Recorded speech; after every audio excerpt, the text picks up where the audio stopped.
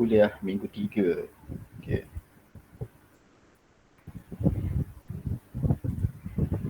Okay, kalau ikut kita punya perancangan, kita punya kuliah sampai topik ini sajalah hari ini. Ke anda nak sambung yang keempat?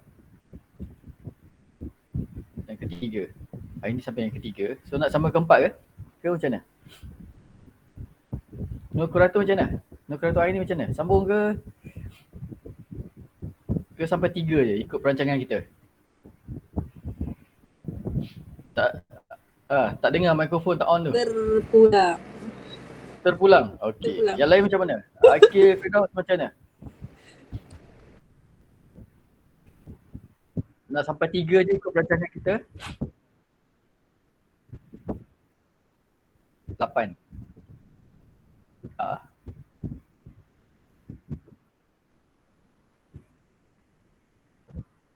Ya, bagus. Alright. Hari ni saya bawa sikit. InsyaAllah So kita tengok dulu apa yang kita kena belajar untuk unit 3 ni. Okay, terima kasih di atas pandangan-pandangan tu. Saya selalu ambil pandangan pelajar, especially pelajar yang bekerja dan belajar ni supaya anda selesa Saya tak naklah ikut style saya nanti anda tak selesa pun susah Asalkan anda okey, saya okey Okay, alright. Okey. Jadi kita akan teruskan dengan pentaksiran berasaskan sekolah. Anda pernah buat ke pentaksiran berasaskan sekolah ni? Pernah buat ke? Pernah. Okey. Memang kena buat kan? Kena buat setiap tahun. Sekarang ni bukan dah move pada pembelajaran pentaksiran bilik darjah ke? PBD. Ya. Dah move kepada PBD kan? Betul. Cuma style dia lebih kurang je. Lebih kurang kan? Tapi PBS dah tak ada ke masih lagi dilaksanakan? Tak tahu lepas ni. Sebelum ni memang ada PBS dan exam macam UPSR kan. Dia tak ada PBS juga, tapi dia sebabkan dah ada PBD ni tak ada pula PBS baru. Dia tukar PBD. Sekarang dia PBD baru kan? lepas kan? Ya, betul. Dia baru je kan? Right, sekarang ni kita tengok tentang PBS lah PBS, mana dia PBS tadi? Okay, PBS ni pentaksiran berasaskan sekolah. Okay, kenapa nama dia berasaskan sekolah? Okay. Dia sebenarnya PBS ni diperkenalkan dia untuk membuat pentaksiran yang holistik. Holistik tu maksudnya apa? Bila kita sebut holistik, dia merangkumi 3 perkara. Yang pertama adalah kognitif, kemudian afektif dan psikomotor. Tetapi itu sebelum ni yang 3. Tapi sekarang ni dia termasuk sekali dengan yang elemen sosial. Seperti yang termaktub di dalam falsafah pendidikan kebangsaan. Tengok sebelum ni, sebelum adanya PBS ni, semua orang kata holistik, tetapi holistik tu hanya melibatkan kognitif, afektif dan psikomotor. Bila PBS diperkenalkan, dia tambah lagi satu elemen sosial. Sebab apa? Sebab sebelum PBS dilaksanakan, elemen sosial tu tidak ditekankan. Sedangkan di dalam falsafah pendidikan kebangsaan ada elemen sosial di situ. Okay, sebab itulah PBS diperkenalkan. Maka adalah dia punya cara pentaksiran tu dan ada komponen dia, iaitu mengandungi komponen akademik dan bukan akademik. Komponen akademik tu, saya rasa yang ni saya tak perlu nak tekan banyak sangat. Cuma yang tak pernah laksanakan, inilah komponen dia. Pentaksiran pusat, pentaksiran sekolah. Pusat ni KPM lah yang buat soalan. Yang pentaksiran sekolah tu pihak sekolah yang buat soalan. Kemudian selain ni pada pentaksiran akademik, ada juga pentaksiran yang berbentuk bukan akademik, iaitu berkaitan dengan psikometrik dan berkaitan dengan aktiviti jasmani, sukan dan koko. Ini semua ada elemen kognitif, afektif, psikomotor dan sosial. Sosial tu di mana? Di elemen pentaksiran aktiviti jasmani, sukan dan koko. Sebab sukan ni, especially kalau dia wakil daerah ke, wakil negeri ke, dia akan, iaitu pelajar atau murid tersebut akan berinteraksi dengan murid sekolah. Lagi tinggi dia punya peringkat sukan itu kata peringkat negara lagi tinggi dia punya interaksi sosial itu. Sebab tu markah dia lebih tinggi kalau sukan tu pelajar itu wakil negara ke, wakil negeri ke, so markah lebih tinggi berbanding dengan hanya wakil kelas. Right. Ini dia sebenarnya PBS ni dijalankan sewaktu di apa tu PT3 pentas siaran tingkatan 3 ini sejarah dia. Anda boleh tengoklah sejarah dia. Saya tak nak cerita banyak sini, nanti dia jadi panjang Sejarah ni anda boleh dengan senangnya anda Google, tahulah sejarah tentang pentaksiran tingkatan 3 ni Okey. Okey, ini komponen dia, komponen PBS antara adalah pentaksiran pusat dibuat oleh KPM dan dia adalah instrumen yang telah digubal oleh pihak KPM tu.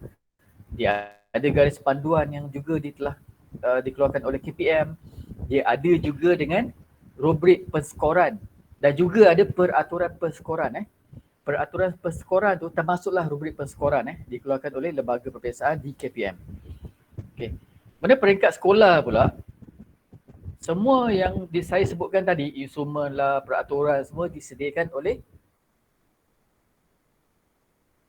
pihak sekolah. Tetapi merujuk kepada lembaga perpiasaan KPM. Okay, dibangunkan oleh sekolah dan merujuk kepada lembaga perpiasaan KPM.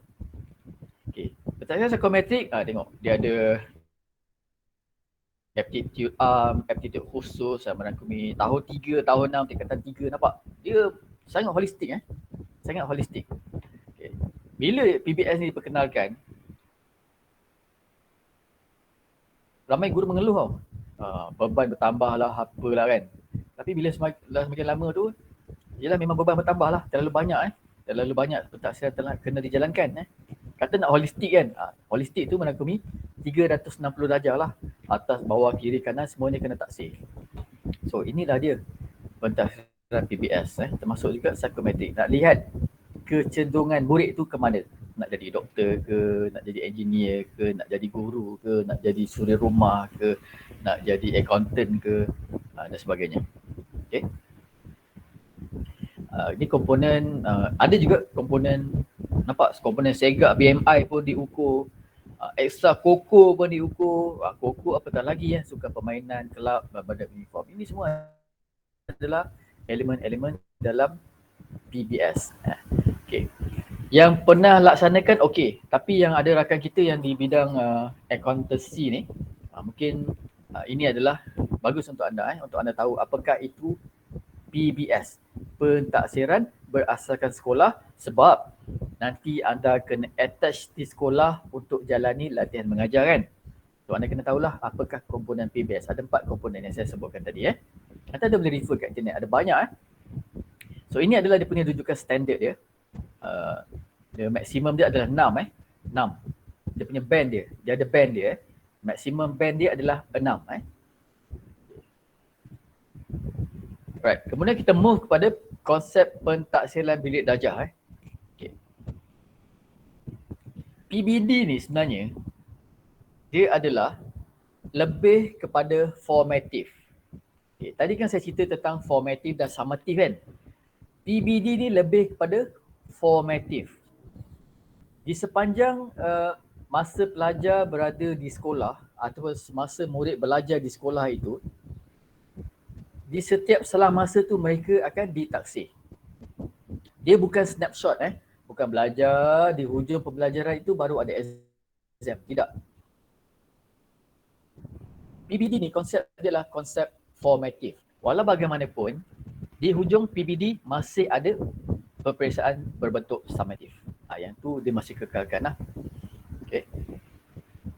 Dan elemen assessment for learning, assessment as learning, assessment as learning of learning, semua ada di dalam PBD ni. Right.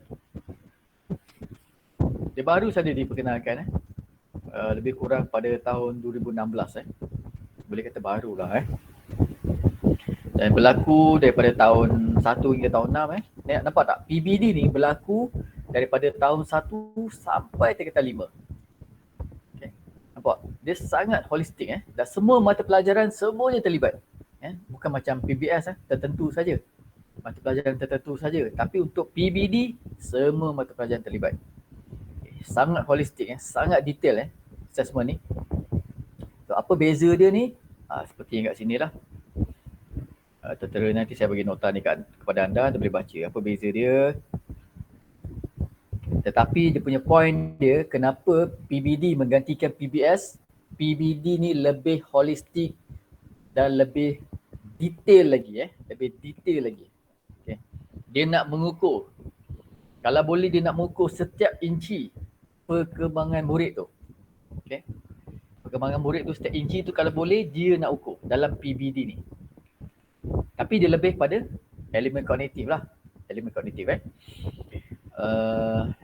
okay, dia ada ujian pemerhatian, penulisan, lisan dan lagi satu, PBD ni juga dia ada elemen pertimbangan profesional. Dia banyak sebenarnya elemen pertimbangan profesional.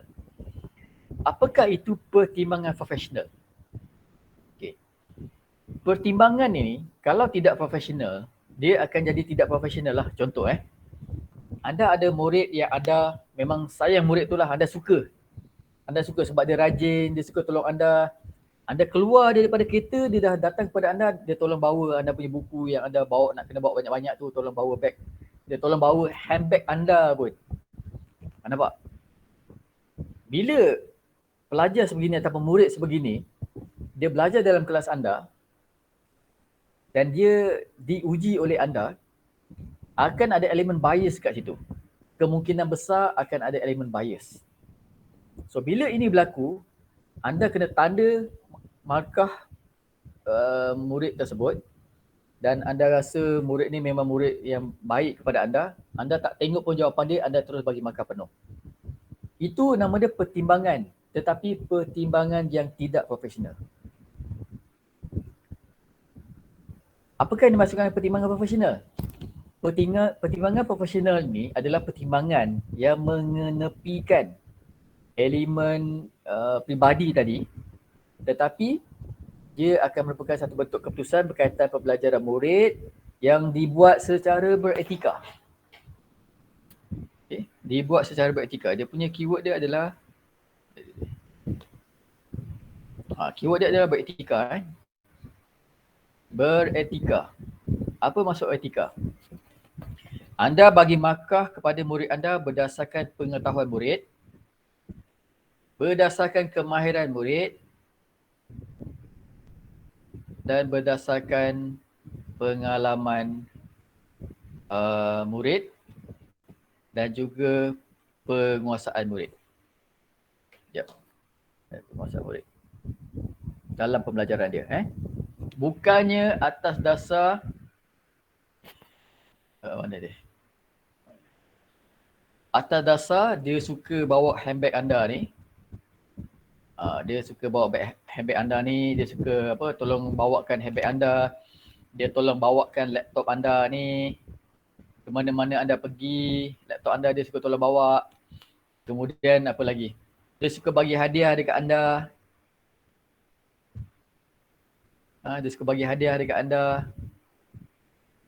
Apa lagi? Dia suka bagi bakul berbuahan kepada anda.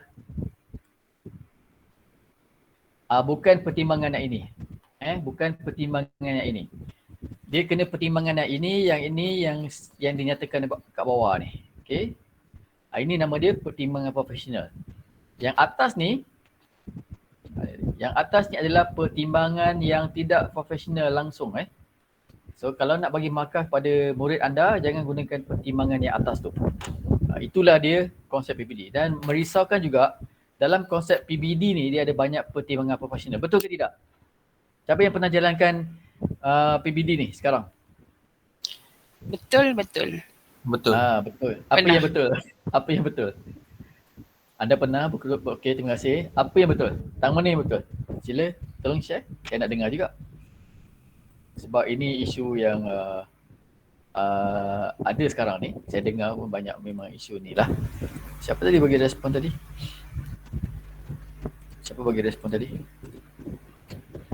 Siapa yang kata betul tadi Okey. Boleh ulang balik? Saya. Share, silakan Hafizatul. Okey, tak mana yang betul ni? Boleh share? Okey. Contohnya pengalaman saya menjalankan PDPR. Sebelum ni kan, semasa PKP.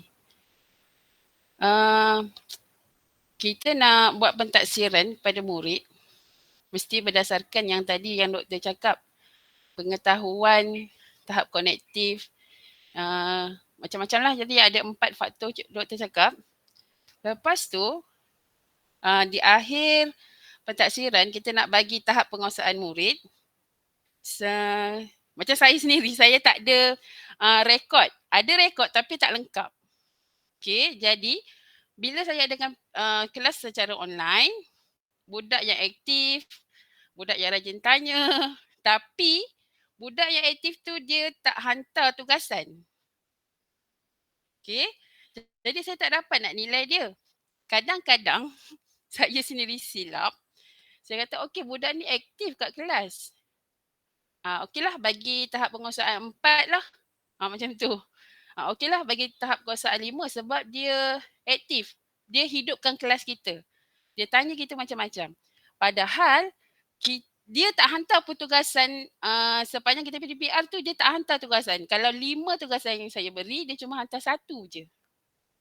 Di situlah saya buat pentaksiran. Macam saya punya professional judgement, ada kalanya salah lah. Saya kata dia ni aktif, saya bagi dia 4.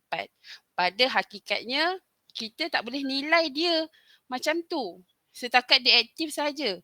Sebab kita tak ada pun lihat dia punya hasil kerja sepanjang PDPR itu berjalan. Macam tu. Okey, terima kasih di atas perkongsian. Saya amat menghargai perkongsian itu. Itulah perkara yang biasanya berlaku. Okey, terima kasih di atas perkongsian Hafizatul Hanani itu. Sangat-sangat saya hargai. Itulah dia antara yang kita sedang hadapi sekarang. Okey, tentang pertimbangan profesional. Bila timbul saja perkataan pertimbangan profesional ni, dia memang akan jadi debat yang besar, debat yang panjang lah kalau di kalangan tenaga akademik. Okey, kita tengok balik slide kita. Okay. Pertimbangan profesional ni, kita cuba jagalah, kita cuba jaga walaupun kita ni manusia biasa.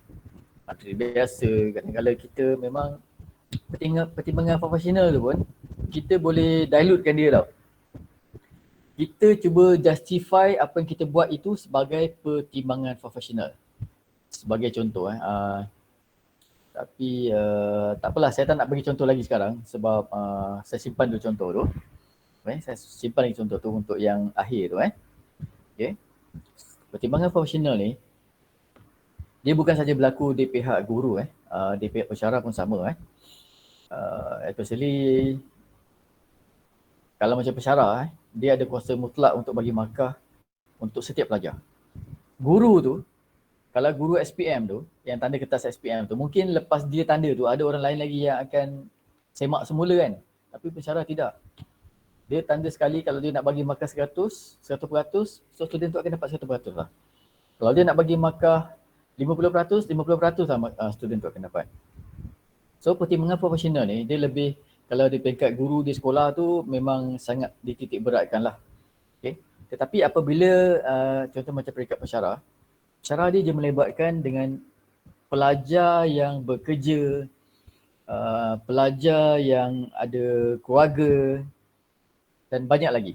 Jadi pertimbangan profesional tu dia tak sama seperti guru yang mengajar murid di sekolah, yang murid sekolah tu semuanya tak kahwin lagi, semuanya belum ada isteri, semuanya belum ada suami, kan? Dia berbeza. Jadi berbeza.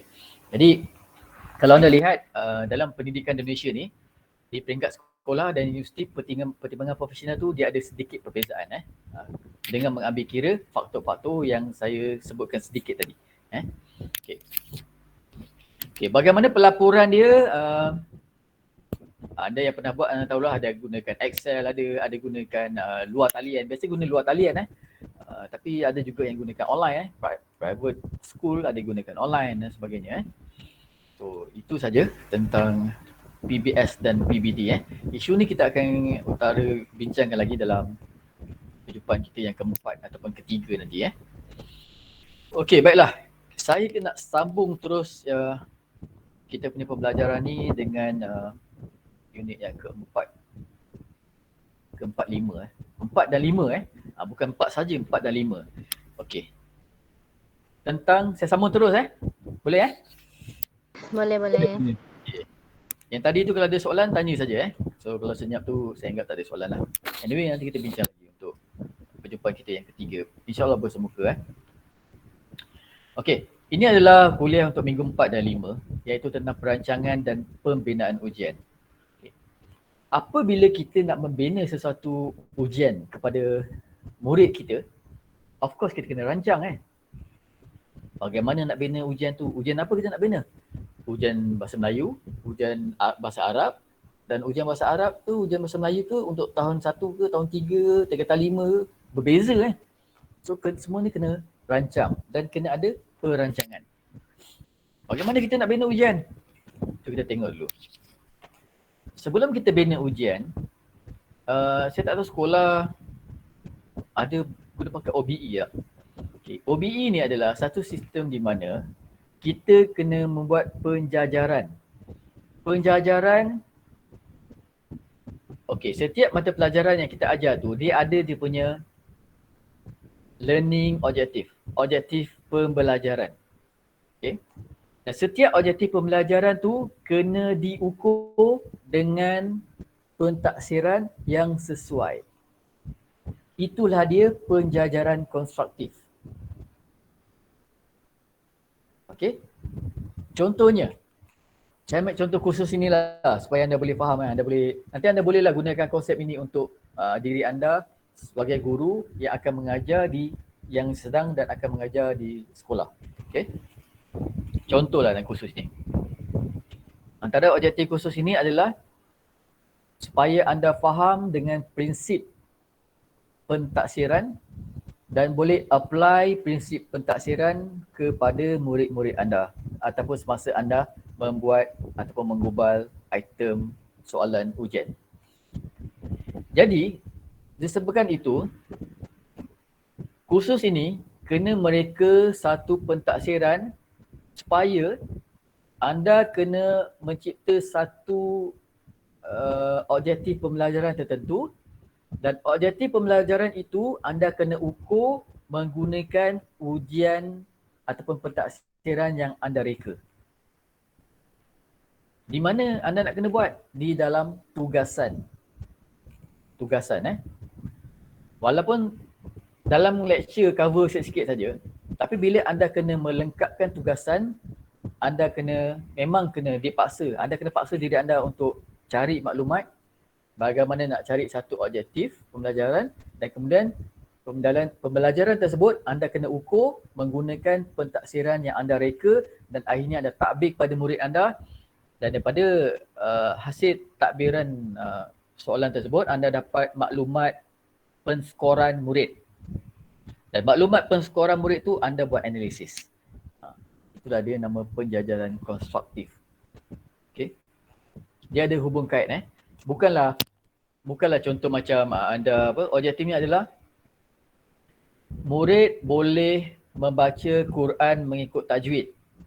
Tetapi dia punya pentaksiran dia anda buat ujian lari 100 meter.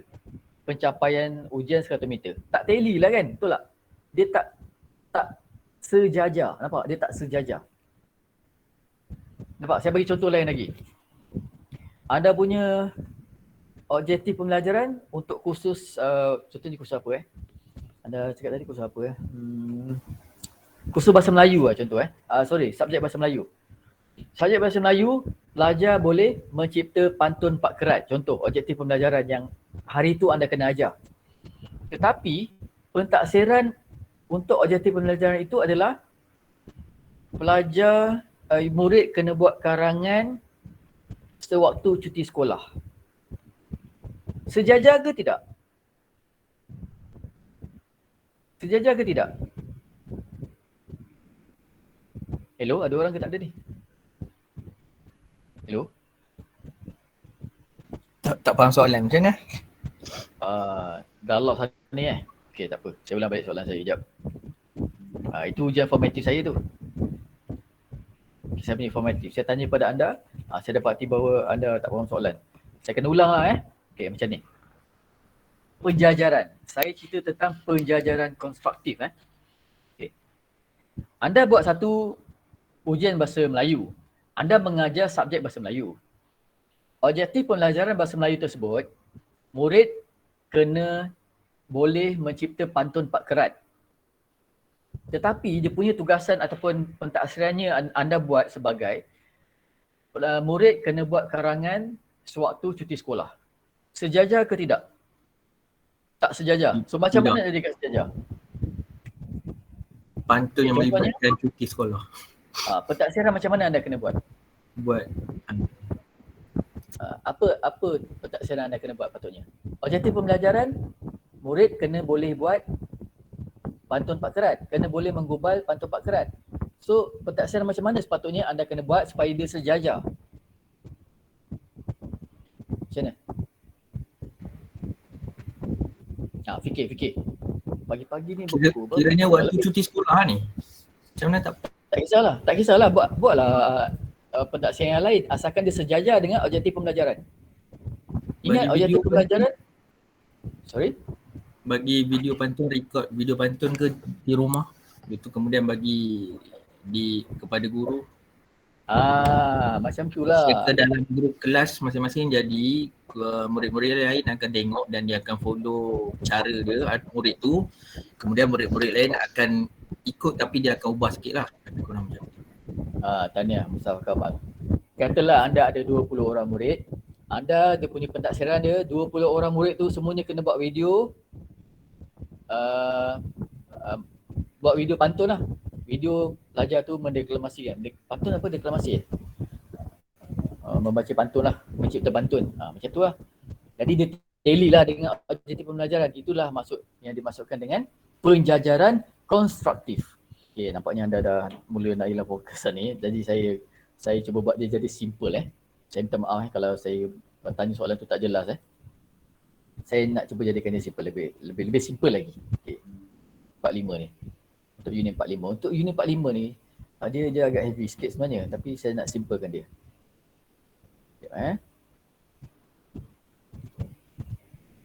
Okay, itu tentang penjajaran. Ingat kalau kita nak membuat ataupun merancang dan membina ujian, kita punya pentaksiran tu kena sejajar dengan apa?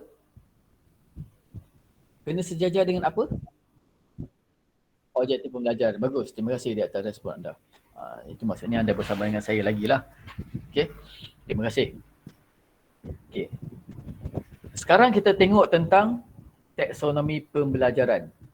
Bila kita sebut tentang taksonomi pembelajaran, dia ada kognitif, dia ada elemen kognitif, dia ada elemen psikomotor, dia ada elemen afektif kan.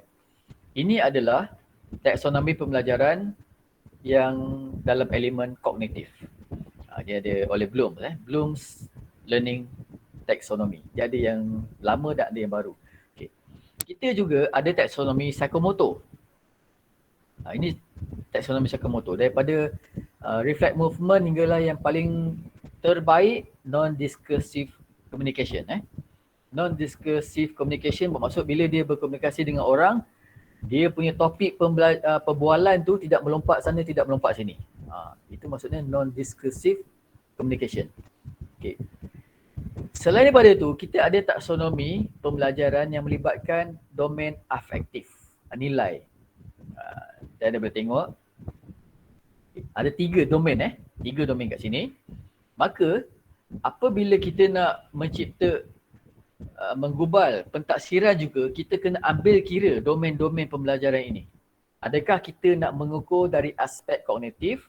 Adakah kita nak mengukur ataupun mentaksir dari segi psikomotor? Adakah kita nak mentaksir dari segi afektif? So itu kita kena jawab dulu. Barulah kita boleh gubal pentaksiran ataupun gubal soalan. Okay. Kemudian seterusnya, kita kena bina JSU ataupun JPU. JSU adalah jadual spesifikasi ujian. JPU adalah jadual penentu ujian. Dia lebih kurang sama je. Okey. Jadual lebih kurang macam ni lah. Ini pembahagian dia.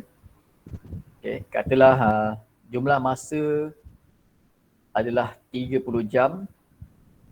Ini untuk topik KPD 3016 contoh. Dia ada topik kurikulum, inilah topik pentafsiran penggunaan dan pelaporan. Inilah dia punya pembahagian dia, peruntukan jam mengajar dia. Okey, ini peruntukan jam mengajar. Okey. Kemudian daripada peruntukan jam mengajar tadi ni, yang 30 jam ni 30 jam ni. Sekejap Yang depan saya. Okey, yang 30 jam ni. Oops, sorry. Okey, ini 30 jam So ini adalah topik-topik yang kita sebutkan tadi. Topik KPD 3016 tadi. Okey, daripada situ, katalah kita nak buat item objektif. Nampak tak? Dia ada, kita kena bahagi pada aras. Ada aras rendah, aras sederhana dan aras tinggi. Dan kita kena tentukan juga aras rendah ni berapa peratus? Katalah aras rendah 50%, aras sederhana 30% dan aras tinggi 20%. Kalau kita tengok nisbah, ini akan jadi nisbah 5, nisbah 3, nisbah 2. So ini akan jadi 100%. Nampak? Okey, kemudian katalah bilangan item yang kita nak buat adalah 20 item. Okey, 20 item. Ni soalan pertama, kita letak dekat aras rendah. Dekat, katalah ini kita nak menilai dari segi elemen kognitif. Kognitif dia ada elemen pengetahuan, kefahaman, aplikasi, analisis, sintesis dan penilaian. Contoh ni tak sebelum yang lama lah. So soalan 1 kita letak kat sini. Soalan 2 dekat sini. Soalan 3 kat sini dan seterusnya hinggalah soalan 20. Nampak tak? Semuanya ada coverage. Tak ada yang tak ada coverage. Inilah pentingnya kita buat JSU ataupun JPU. So bagaimana nak tentukan untuk topik pertama berapa item, topik kedua berapa item, kita tengoklah berapa jam. Contohnya topik pertama adalah 3 jam 3 jam. Dan kita nak buat 20 item Okey, macam ni cara kiraan dia. Untuk item, untuk topik pertama Topik pertama kurikulum. So macam ni cara nak kira dia. Untuk topik yang pertama, dia punya masa mengajar adalah 3 jam. Okey. Total masa keseluruhan adalah 30 jam kan? Tetapi kita nak buat hanya 20 item. So berapa item kita perlukan? Cuba kira berapa? Tolong kira. Senang je nak kira dia. Jawapannya adalah 2. Kan? So dapatlah 2 item kat sini. Nampak? Okey, katalah topik yang kedua pula. Topik kedua adalah, ada pen saya, dia dah hilang. Mana dia pergi? Okay. Topik kedua adalah teori dan pendekatan pembelajaran. Topik kedua ada 6 jam, mengajar 6 jam kan? So berapa item yang perlukan? So mengajar 6 jam. Total mengajar semua sekali untuk subjek ini adalah 30 jam. So kita nak buat item berapa banyak tadi? Berapa banyak item kita nak buat? 4. Total item berapa? 20. 20. Total item 20 kan? Total item 20. Jadi ini bersamaan berapa? 4. 12 bagi 3 jawapannya 4. Itulah dapat jawapan 4. Nampak? Ke ada lagi yang saya nak tunjuk contoh lagi? Boleh? Faham. Faham Alhamdulillah. Contoh Saya lagi. tunjuk lagi satu contoh Lagi satu. Contohlah anda tak tahu ni berapa banyak item nak buat. Saya padam ni. Okey, saya padam ni. Dan pengukuran pengujian penilaian. Tak tahu berapa banyak item nak buat. Okey. Mana pen saya? Dia tak tahu berapa banyak item. So macam mana nak kira dia adalah mengajar 6 jam. Okay. Mengajar 6 jam. Total semua sekali ni berapa jam? Total semua sekali berapa jam? 100 jam. 30 jam. 30. 30 jam. Berapa banyak item nak buat? 20. Ya, total item adalah 20 kan. Jadi berapa bilangan item dia? Tolong kira. Potong. 4. Ni 12 bagi 3, jawapan dia adalah 4. Jawapan dia adalah 4. So jawapan ni kat sini adalah 4 item. Jadi total semua sekali ni, totalkan semua sekali ni akan dapatlah 20 item. Sebab ini kita kena tentukan awal-awal Kita kena tentukan awal-awal berapa banyak item kita nak buat. Okay, kalau kita nak buat 30 item, katalah kita nak buat 30 item kan. Katalah. Jadi, katalah kita nak buat 30 item Ni contoh lain contoh lain. Kita tak tahu ni. Kita tak tahu berapa banyak item kita nak buat ni untuk kesahan dan kepercayaan. Katalah total semua ni adalah saya padam ni. Padam.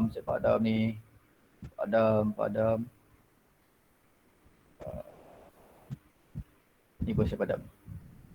Sekarang ni kita tak tahu ni berapa banyak item kita nak buat ni. So total dia adalah 30 item, ingat Jadi macam nak kira? Tolong bagi tahu saya macam mana nak kira berapa banyak item ni? Berapa banyak item nak buat ni? Total item adalah 30 sekarang. Berapa banyak item untuk topik ni? Kesahan dan kepercayaan. Siapa boleh kira? Siapa boleh kira? Mana ni? Pakai konten ni. 3. Okey. Berapa jam mengajar? 3 jam mengajar. Betul? Bahagi 3 per 30 darab 30. bagi 30. Ya, 30. betul. Kenapa darab 30? Sebab kita nak buat 30. Total dia adalah 30 item kan. Jadi berapa banyak item untuk kesahan dan kepercayaan? Jawapannya adalah berapa ni? Jawapannya adalah 3. Jawapannya 3 item. Ini lah jawapan dia. Nampak? Okay, mudah kan? Okay. Right, kita pergi pula ke ni pula. Item subjektif. Item subjektif pun sama. Katalah kita ada satu topik. Dan dia punya topik ada 3 topik ni sahaja. Katalah topik ni sama macam ni. Tetapi untuk subjektif, kita nak cover topik ni sahaja. Nak cover topik ni saja. Dan ada subtopik dia. Dan kita nak buat item subjektif. Sama juga cara dia. Berapa banyak item untuk, okey, katalah saya tunjuk contoh Ya. Sekarang ni saya nak tahu berapa banyak item untuk topik yang ini. Okey. Kita kena tahu untuk keseluruhan topik ini kita mengajar berapa jam? Jawapannya adalah 12 jam. Kita nak buat berapa banyak item? Dan item, katalah item yang kita nak buat adalah 5 item. So berapa banyak item untuk topik yang pertama ini? Katalah saya padam ni. Macam mana cara nak kira dia? Mudah saja ni. Ini matematik mudah saja. 6 per 6, okey betul. 6 sebab kita mengajar dia 6 jam per berapa soalan dia? 5 ni. 6 per 12. Per 12 per 12. Kita mengajar 6 jam daripada 12 jam. Dan darab kita nak buat berapa, total item yang kita nak buat berapa? 5 5. kan? 5. Jadi item untuk topik yang pertama ni berapa banyak? 30 bagi 12. kalau kira 2,5 tu 2.5. 2.5 kan? Sorry. 2.5 Takkan kita nak buat 2.5 item kan? Jadi kita boleh bundakan. Sama ada kita nak buat 3 item ataupun 2 item. 2 atau 3 item. Kita pilihlah. Contohnya kat sini kita pilih 3 item. Okay, ini untuk topik yang pertama. Topik kedua pula berapa item kita nak buat? Katalah ini semua padam. Okay, supaya anda faham saya padam ni semua. Topik kedua pula bagaimana nak kira?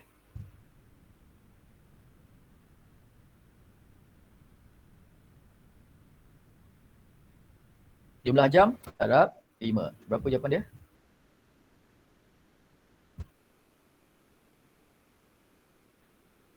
Apa jawapan dia? 15 bagi 12. Tolong kira. Satu suku Betul. 1.25 25 suku 25. 1.25. Okey, kita biarkan dulu yang tu. Nanti kita tentukan. Okey, yang topik ketiga ni pula sama juga. Kita mengajar 3 jam daripada 12. Topik ni ada diajar 3 jam daripada 12 jam. Dan kita nak buat 5 item saja. Jadi yang ini pun adalah 1.25. Jadi ingat total kita nak buat adalah 5 item. 5 item kan? Jadi kita kena pecahkan lah. Contohnya ini 2 dengan 3. Anda nak pilih mana? Anda nak pilih 2 ke 3? Okey, ketua kumpulan Akil. Anda nak pilih 2 item ke 3 item untuk topik pertama ni? Okey, katalah ini 3 item. Topik pertama 3 item. Topik kedua? Kena satu-satu lah dah doktor sebab dah dia. Betul lah. Itulah jawapan yang saya nak. Itu jawapan saya nak. Okay, terima kasih. Jadi total dia ada 5 item. Topik pertama 3 item. Topik kedua 1 item. Topik ketiga pun 1 item. Jadi kemudian daripada 3 item ini, anda kena pandailah pecahkan. Anda kena pecahkanlah. Macam ni. Item pertama, dia ada 2 bahagian. 1A, 1B. Kemudian item kedua 2A, 2B. Mungkin item ketiga duduk kat sini lah. 3A. Dekat sini 3B ke. Contohlah ikut anda punya pertimbangan profesional. Kemudian item yang keempat pula. Kat sini akan jadi Q4A. Sini akan jadi Q4B. Kemudian item kelima pula. Kelima ni lebih anda nak menguji dia punya tahap aras tinggi contoh. Ini akan jadi Q5A. So yang ini anda boleh letak mungkin kat sini pelaporan Q5B.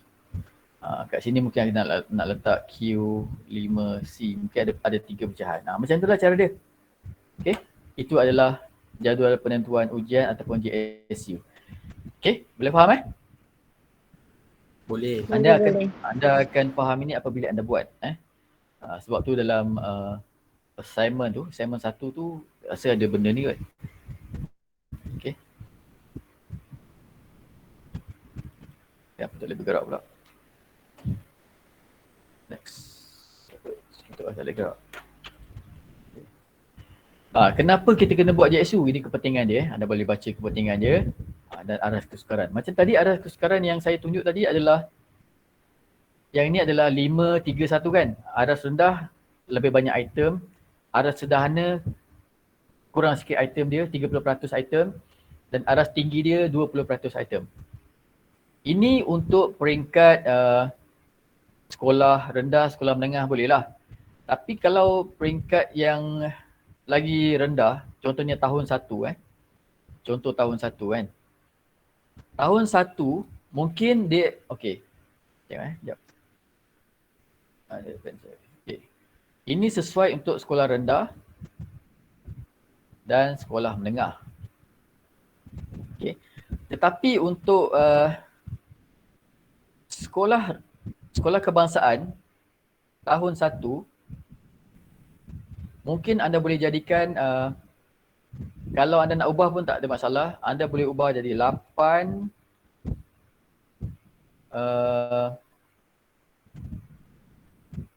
sorry. Yang paling sukar yang mana, kiri ke kanan? Sekejap Okey, ni rendah, sederhana, tinggi Rendah, sederhana, tinggi. Okey, tengok. Ini adalah rendah. 3 adalah 30% sederhana, 20% adalah tinggi. Okey.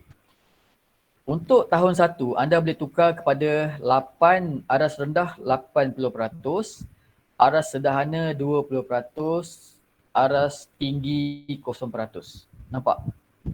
Katalah anda nak buat 100 item, 80% item anda adalah aras rendah, 20% item anda aras sederhana dan tiada item aras tinggi. Itu untuk tahun 1. Boleh dapat? Sekolah Boleh. menengah ni, okey, sekolah menengah ni untuk pelajar-pelajar yang cerdik, contohnya sekolah berasrama penuh, sekolah berasrama yang memang dia punya high performance school, HPS, high performance school HPS, aras 532 ni mungkin anda boleh ubah. Anda boleh tukar dia kepada 2, 3, 5. Nampak? Di mana aras tinggi ni lebih banyak. Dia lebih banyak dekat aras tinggi ni. Iaitu 50%. Ataupun memang super high performance school, anda boleh tukar kepada ini memang sekolah budak-budak cerdik, di contoh macam Permata Pintar contoh. Aras rendah tak ada, aras sederhana 20%, aras tinggi 80%. Nampak? Boleh ubah. Itulah dia kepentingan JSU supaya anda nampak taburan item yang anda letak ataupun item yang anda gubal. Itu antara kepentingan JSU. Supaya dia jadi sistematik, sekuatan mata pelajaran tu terjamin diukur, ditabur secara adil, taburan soalan mengikut tajuk yang seimbang dan meliputi keseluruhan tajuk. Kalau anda tak buat JSU tadi, anda main buat aja kan. Kemungkinan semua item yang anda buat tu, kalau anda tak buat contohnya anda tak buat JSU kemungkinan item anda tu semuanya anda tanya tentang aspek topik yang pertama saja. Topik yang lain ni semuanya anda tak tanya. Itu apabila risikonya kalau anda tak buat JSU. Okey. Ini tentang pergubalan item objektif saya cerita sikit tadi. Okay. Item objektif ni dia ada, saya bagi contoh item objektif contohnya ada stem soalan, lepas tu dia ada pilihan A apa, B apa, C apa, D apa. Itu adalah item MCQ. Item betul salah ni, anda bagi contoh soalan, lepas tu betul, A betul, B salah. Itu adalah untuk yang kedua ini. Untuk item padanan, padanan contoh contohnya macam Ipoh, Johor Bahru, Kuantan, contohnya Johor, Perak, Pahang. Item padanan tu macam ni lah lebih kurang. Ipoh adalah ibu negeri pada Perak, JB adalah ibu negeri pada Johor dan Kuantan pada Pahang. Okay. Item pelengkap ni pula, contohnya macam tempat kosong adalah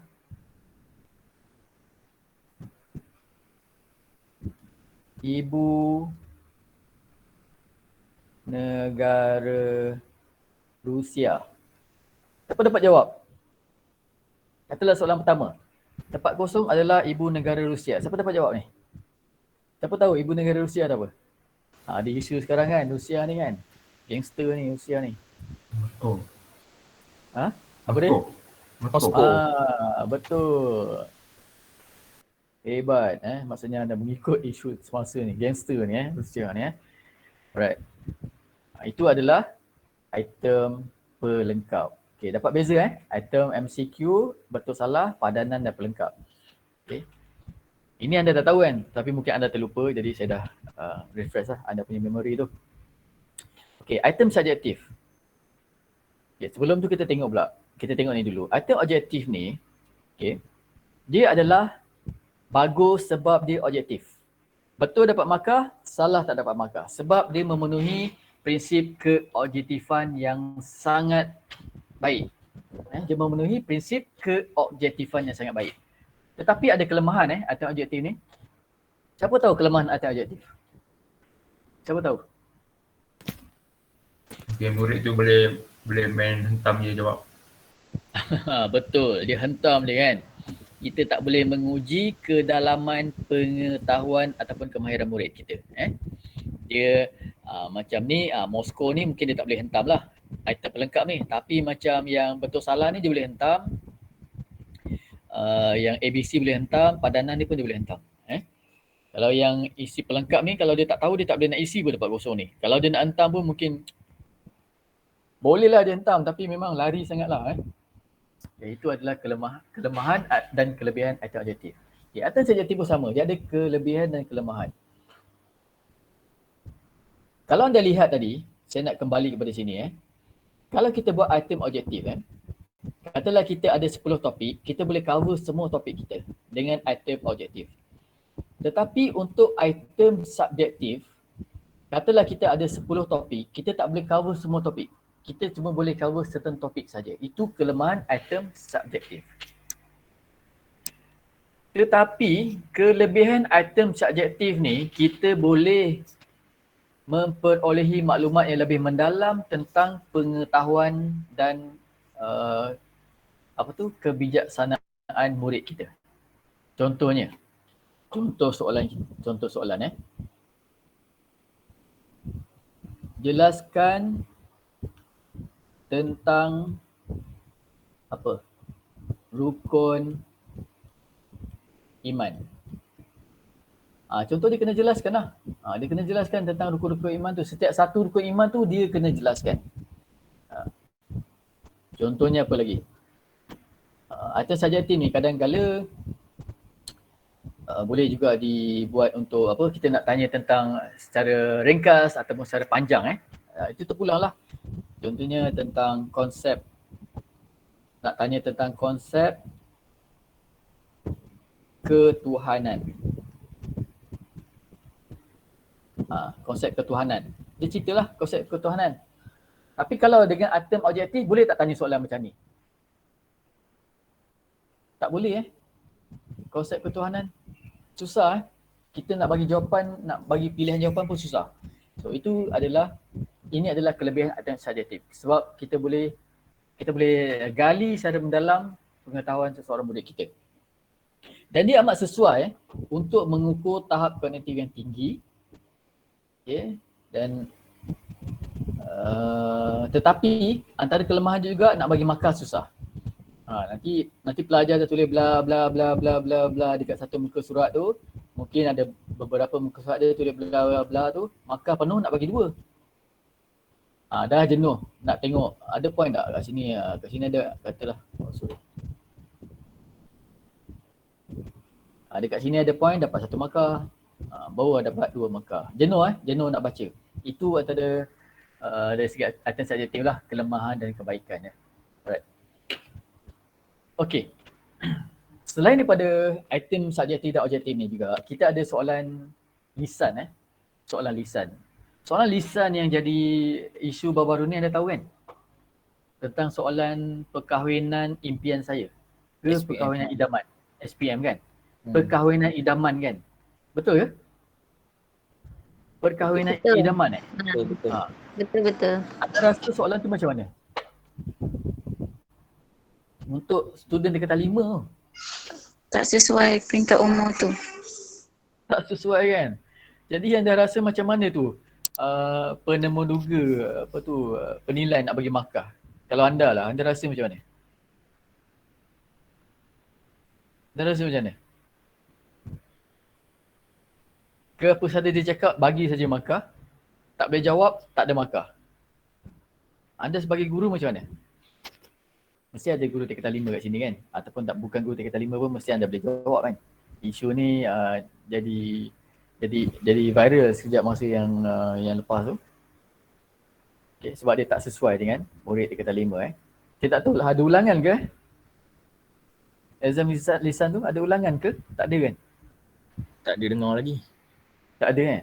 Tak ada. Antara mangsanya anak saya perempuan tingkatan 5, anak saya bongsu tingkatan 5 tahun ni.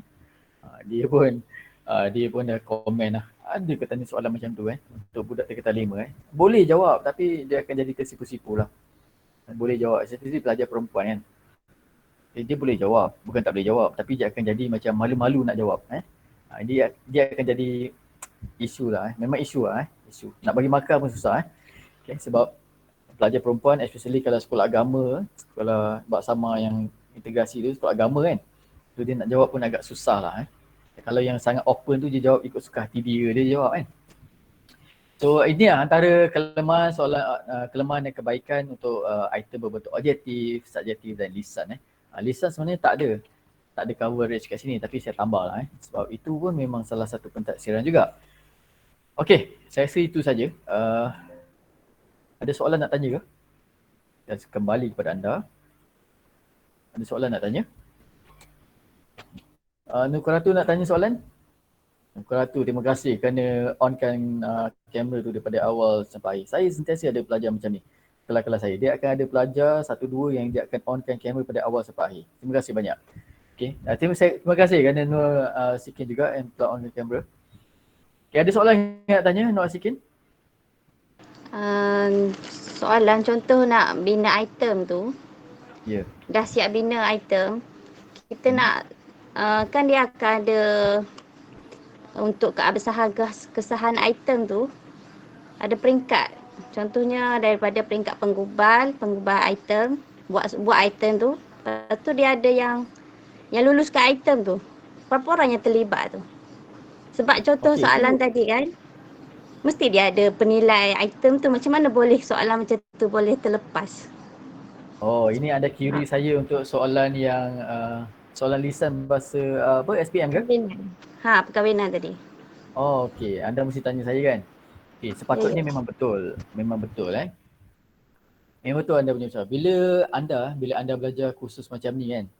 Bila anda belajar kursus macam ni, pentadsiran, anda tahu soalan sebegitu tak sepatutnya ditanya Tak sepatutnya ditanya kerana dia ada melanggar sikit prinsip keboleh tafsiran apabila student memberikan jawapan. Sebab dia tak match dengan umur pelajar tu. Tak sesuai. Kalau pelajar tu boleh jawab pun tak sesuai. Okay, sebab dia masih tingkatan 5 lagi untuk menjawab tentang soalan perkahwinan semua tu. Walaupun ada murid-murid yang umur 17 tahun, 18 tahun di kampung-kampung tertentu yang dah kahwin, memang ada. Tapi dia tak sesuai. Betul. Kalau anda belajar prinsip pentadsiran, anda belajar masuk kursus ini, anda takkan buat soalan sebegitu. Masalahnya ialah orang yang buat tu dan orang yang meluluskan tu tak ada pun. Dia tak ambil kursus pentadsiran. Dia bidang lain. Saya tak nak komen. Dia bidang lain. Dia ada dia punya step-step tu, dia bukan dia kena ada orang yang pakar pentadsiran kat situ. Kalau ada pakar pentadsiran, benda ni tak akan berlaku. Kalau anda ni yang 25 orang ni, 23 orang kelak akan jadi pegawai di KPM, InsyaAllah perkara ni takkan berlaku sebab anda dah tahu dah. Dia melanggar. Kalau tak tahu pun memang common sense. Tak sesuai. Common sense. Soalan tu memang tak sesuai. Okay. Jadi bila anda tanya saya, dia tak ada ke peringkat-peringkat yang meluluskan ke menyemak soalan tu, itu jawapan tu pun saya tak berapa pasti, tetapi dia sepatutnya kena ada. Kalau ada mungkin terlepas pandang. Ini adalah masalah dia, terlepas pandang kan. Dan memang telah jadi isu lah, tapi benda dah berlaku kan. Kena buat adjustment lah sikit dekat pemakahan tu. Adjustment dekat pemakahan tu nanti kita akan belajar. Untuk dekat minggu perjumpaan untuk kali ketiga, minggu ketiga, perjumpaan ketiga dan keempat, insyaAllah. Besok adalah perjumpaan kedua kan.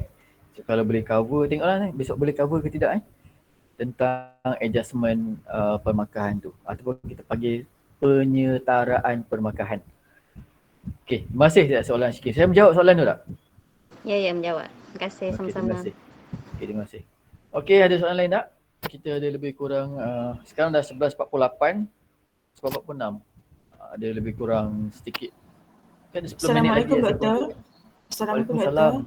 Saya nak tanya, yang berkaitan dengan penilaian kan ada, kalau kod etik kan ada 3, aras rendah, aras sederhana, aras tinggi. Jadi macam sebagai seorang guru, macam mana kita nak tentukan dengan cara mudah soalan ni aras sederhana ke aras tinggi? Kalau macam aras rendah, macam soalan kita boleh jangka. Macam nak tentukan sederhana dengan tinggi atau sederhana dengan aras? Macam nak tentukan secara mudah lah. Kita nampak je okey ni rendah, ni sederhana. Terima kasih Doktor. Okey. Terima kasih Dr. soalan Nur Syairah tu. Dia ada dua jawapan. Kalau secara mudah tu bermaksudnya professional judgement lah professional judgement.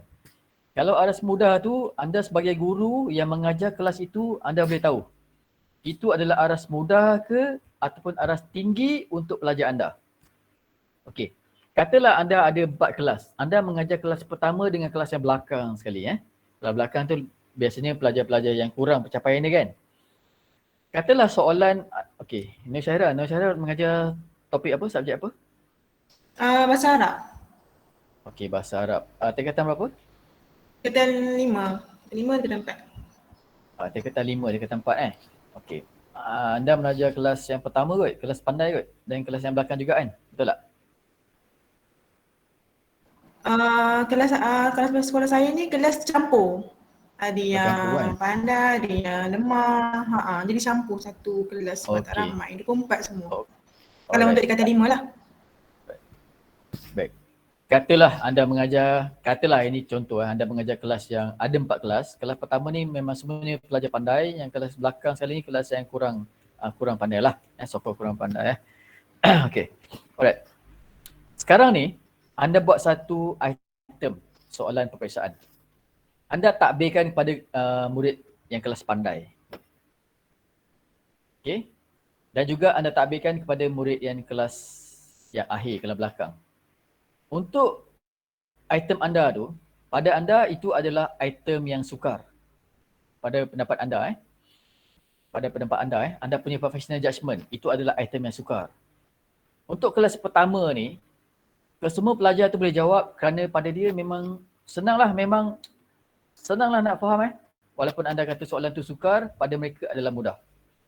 Tapi untuk kelas yang belakang ni, dia akan jadi item yang sama, yang mudah untuk kelas yang depan ni. Untuk kelas yang belakang ni, dia akan jadi sukar.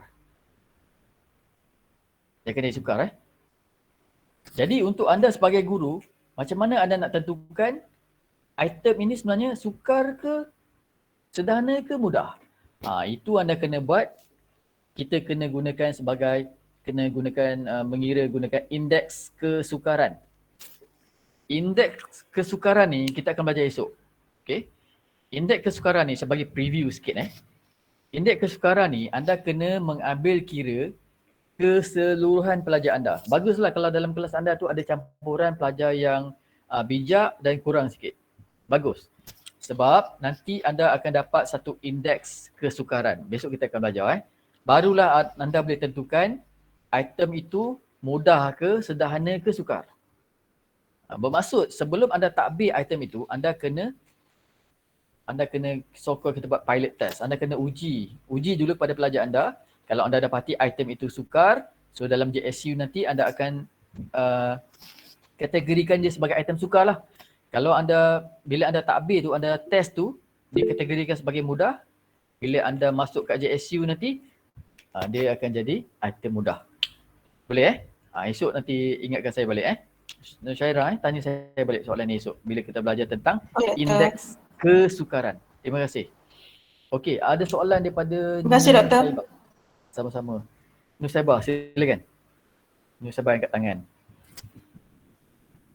Tertekan Doktor. Tertekan? Jangan tertekan. Belum pukul 12 lagi dah tertekan Tertekan tu stres kan. Okey, tertekan ni biasanya stres. Jangan Okey. Ada soalan lain? Akil, Firdaus, ada soalan?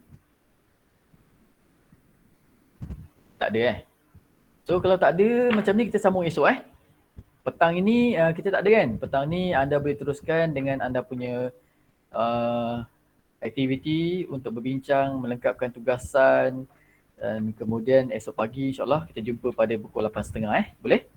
Jadi dengan itu kita sudahi kita punya perjumpaan ini dengan tasbih kepada dan surat Bismillahirrahmanirrahim. Subhanakallahumma wa bihamdika asyhadu an la ilaha illa anta asyhadu an la ilaha illa anta astaghfiruka wa atubu ilaik.